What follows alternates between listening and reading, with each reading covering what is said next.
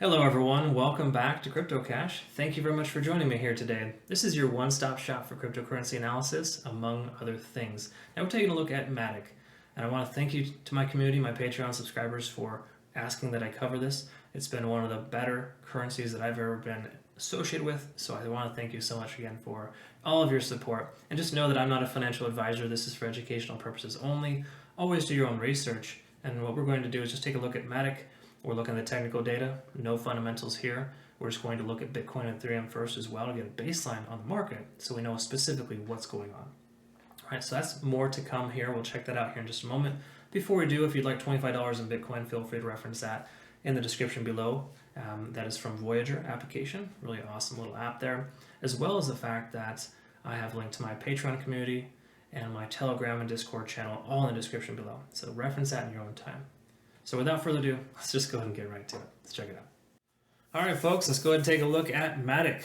And before we do, as per usual, if you're new to the channel, I always like to look at Bitcoin and Ethereum first, get a baseline on the market so we understand more specifically how those are performing. So we understand also, of course, if it's advantageous to consider investing in any other altcoins, okay, such as Matic. Now, let's go ahead and take a look at Bitcoin first. And just to preface, this is the Binance desktop trading application.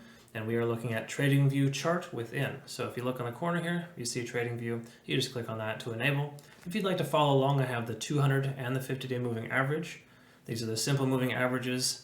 I just add that so that way I understand more specifically what the industry leaders are using because they all use these indicators, right? So just to quickly note, we've got a major support level at 30,000. A secondary support level roughly at about 34,000. It's been tested a few more times recently.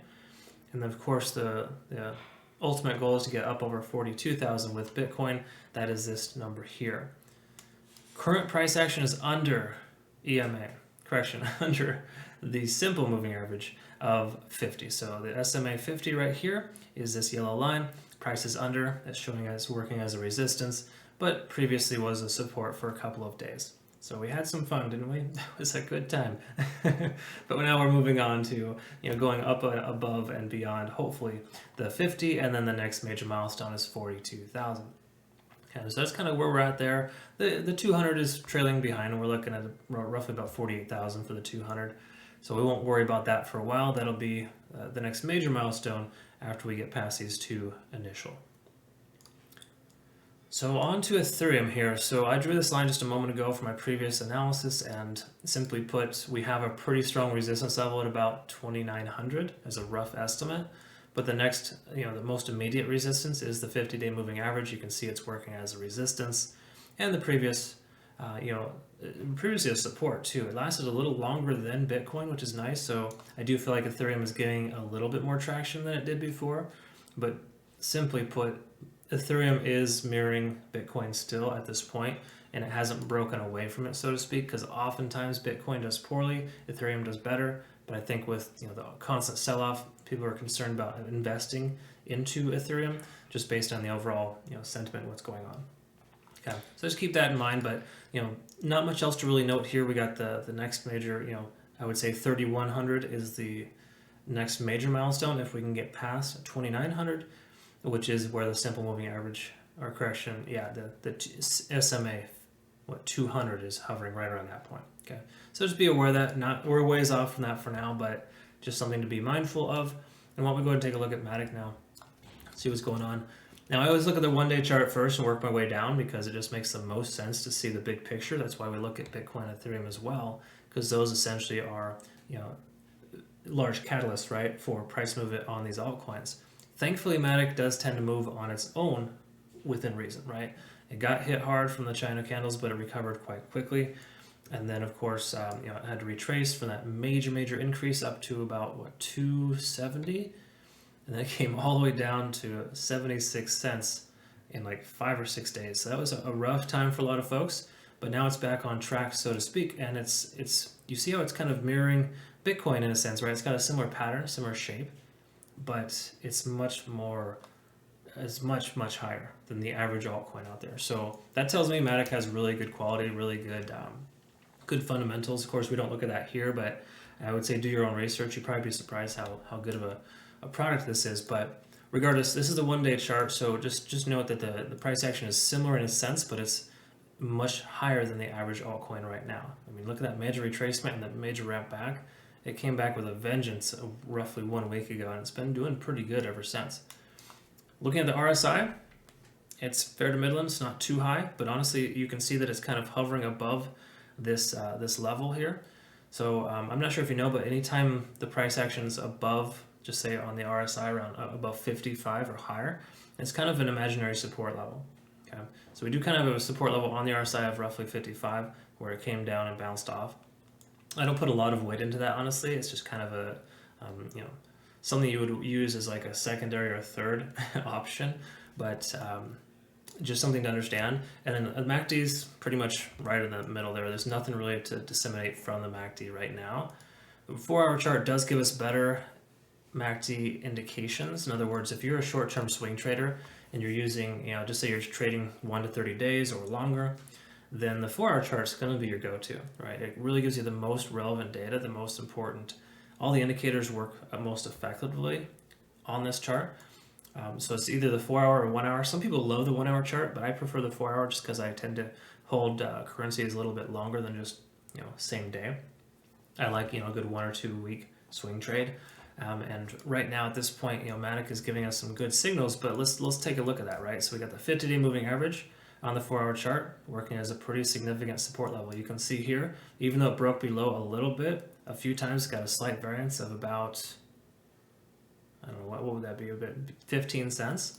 It stayed above, right? Came down, test, above, broke below, but that was only for approximately, what is that? That was a very short time. It was like 8 hours maybe.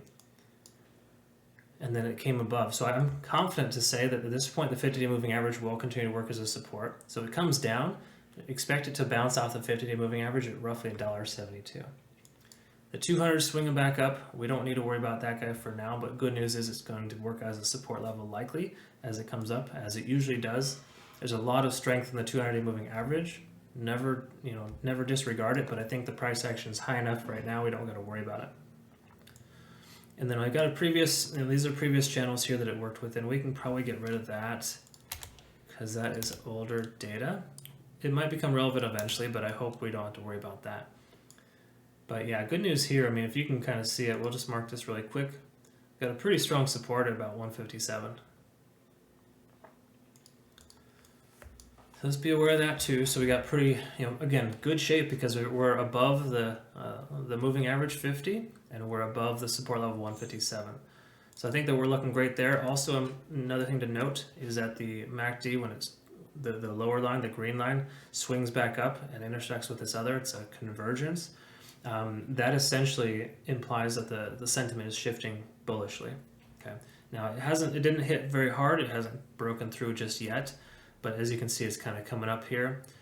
Anytime you see that kind of swing, that really is kind of a swing trader's friend telling you that it's a good entry point, specifically on the 4-hour chart.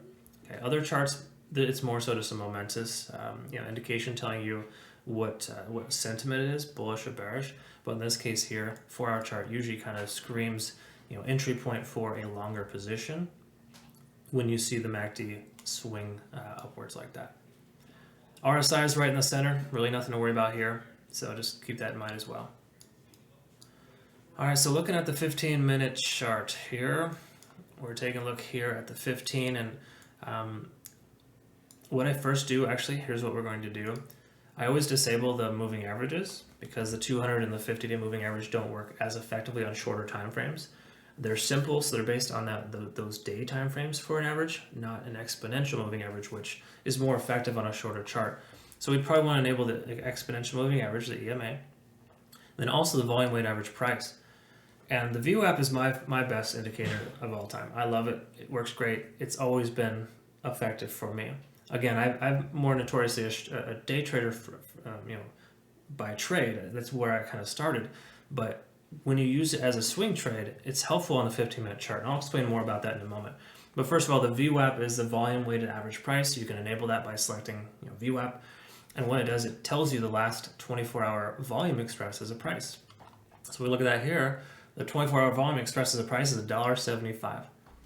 Well, when you see the price up at $1.86, that means it's above. So that is essentially means that the VWAP is working as a support level. So if the price comes back down, it will likely bounce off the VWAP line. It can lose, don't get me wrong, you can lose VWAP when it goes below, but it's a good understanding of how the price action is moving, because when it bounces off the VWAP line, it tells you it's holding, and it can work as a continuous support for you. Now this price action here is kind of muddled because of what happened recently with Bitcoin selling off.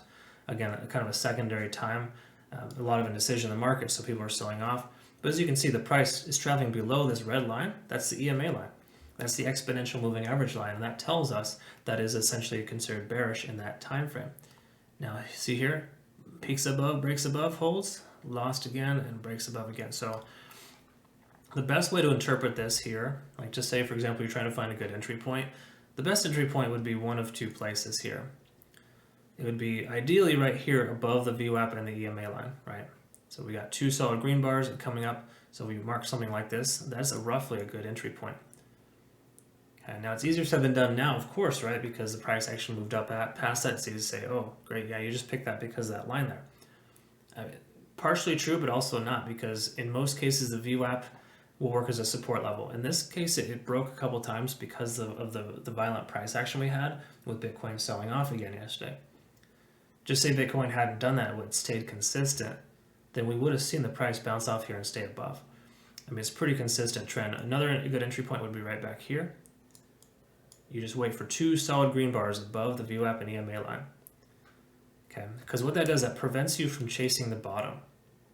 So like say you're just trying to find a good entry point back here, and you're trying to get in right here. Well, there's no good confirmation there because you don't see that there's been at least 30 minutes of confirmation above the VWAP and EMA line. Okay. When you honor that code, so to speak, and you wait for a good confirmation and the price reverses on you, you don't have a position, so you're not out any money, right? But if, just say for example, you come down here and you're trying to chase the bottom, you're going to keep getting stopped out until you wait for the price to stay above both the VWAP and the EMA line. I know it kind of sounds easier said than done, but if you can just wait for confirmation above both lines, and that you're always going to put yourself in a better position. Because right now, this is not a good entry point. Yes, the price is over VWAP. That's check number one. That's a great sign.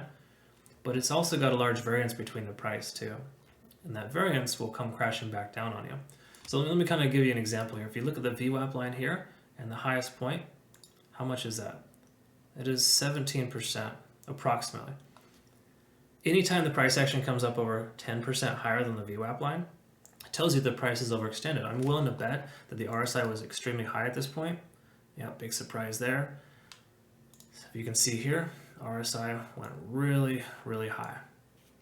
Now, it's not a bad thing, of course. If you took entry and you see the RSI peak up over 70, wait for it to come back down and then take your exit, right? Get out right around here if you got in right here. But what I'm trying to get at here is when the price is too high, that standard deviation from the volume weighted average price to the top of the price action gets too exaggerated, then you're likely going to see that reversal, a retracement. Now, this didn't retrace terribly, which is nice. That's the great thing about Matic. It does very well because it's still undervalued right now. But that being said, just be mindful of how the RSI and the VWAP line kind of work together. When you see that variance that's too large, you want to maybe consider trimming your position, or just understanding that you're going to see that the price will level out or retrace itself back down. Now, it hasn't retraced significantly because Matic is a beast and it does very well. I think it will continue to do well. But just be aware of these things here. Last thing we can do is just take a quick look at the 1 minute chart, just so you can kind of see what's going on here. And you can kind of identify it. See, when there's a state of consolidation like this, you can tell that the price is above and below EMA. It's hard to really find a good entry point in that case. Of course, it is making higher highs. That's a good thing to note. This is a good little bullish run here. But then as soon as you start seeing the higher highs diminish and it keeps making lower lows and lower highs, then you might want to consider exiting your position, right? Again, the 1 minute chart can be very noisy, so I would exercise caution. Unless you're day trading, don't even worry about it. Majority of my community are, I would say, short-term swing traders or hodlers. So when you consider that, the 1 minute chart is there's just really too much going on. So I would just say avoid this entirely. But if you are just say a day trader and you want to kind of get in and get out and take a quick 1 to 5% profit, then just be mindful that the EMA line is it reacts a little stronger to price movement and price action on the shorter time frame. That's why I like the 15, because it kind of gives you a blended average and you kind of get this this I don't know, it's more consistent to me personally, because of the fact that it's not responding so quick and so exaggerated to the shorter time frame. I think the 15-minute chart is the best chart to use for the EMA 15 and the VWAP line. That's just me personally. But again, I used to be a day trader and I used to use this all the time. I like the 1 minute chart. It is a very effective in certain way in small doses. But if you're a swing trader, don't bother with the 1 minute chart. But here, just to kind of give you an example of what to look for. The best thing to identify, and again, it's easy to see right here with this price being so high, but so for example, you see the price kind of retracing itself down a little bit. We got lower lows, lower highs. As soon as it comes up and pops up over the EMA line, that's a case in point where I look to take entry. In other words, when you see 3 solid green bars on the 1 minute chart closing in succession, then that's a consideration to go ahead and take entry. And then what you do is, of course, you wait for the RSI to get up over 70, which it did right here. And you essentially take your profit in that range, right? So again, it may not seem large, 3.7, 3.6%, doesn't seem like a lot. But if you do that day in and day out consistently, and you have a good risk tolerance, and you never decide, like say for example, you try to take this entry, and you put a stop limit at 1% loss, and you always shoot for a 3 to 1, 4 to 1% ratio for your risk tolerance, you're always going to be profitable, even if you're getting stopped out here, there, and everywhere, because you're going to have more trades that are more, gaining you more essentially. So again, it's all kind of relative. You could do 3 or 4, day trades, so to speak, in one day and get your 5%, or you can do that, just be patient, wait for that one entry, and 6-7 hours later, you've made an extra 5%, right? 6-7%. Anyways, those are just kind of examples of what to look for. So enough about this. Again, recommendation here, 15-minute chart, utilize that the most. I feel like it is the most consistent, but you do have to be patient, right? You got to be patient, wait for the confirmation, wait for the green bars to show you what they're showing you. You want to wait for these things here. It can be difficult, I'll be honest with you. It's not the easiest thing to just, wait for, 1, 2, 3 to 4 hours. Some people get impatient and they want to buy the dip. That's okay too if you feel that's a good value and you're going to hold on for a long time. That's perfectly fine. Not saying that. So either way, let me go ahead and just summarize here with the sense that on the 4-hour chart, I do feel that the price action is roughly where it should be right now. I do think that Matic in the next few days, I think it's safe to say that it's going to test its previous resistance level, its most recent high of $2.40. I would expect that to happen within the next 1 to 2 weeks. Again, just based on the overall price action, how well it's recovered since the significant dip from Bitcoin, and the fact that it's still doing really well right now, all things considered, it's almost contradictory to other altcoins. Matic has performed extremely well. So I think it has really good fundamentals. I think it has really good technical data here telling us that it's going to likely increase in the near future. But there's a big red bar right here, which makes sense. It's retracing because it came up again sharply. But we should expect to see some good price action, some good increase in price from Matic in the next 2 weeks. Okay, so just be ready for the price to come up here and test the $2.43 range within the next 1 to 2 weeks. I don't foresee it coming down any lower than 158. So if the price does come down to 158, that'd be an excellent indication of a buy signal, because of the fact that the price action, the way that things have been working recently, it's doing very well.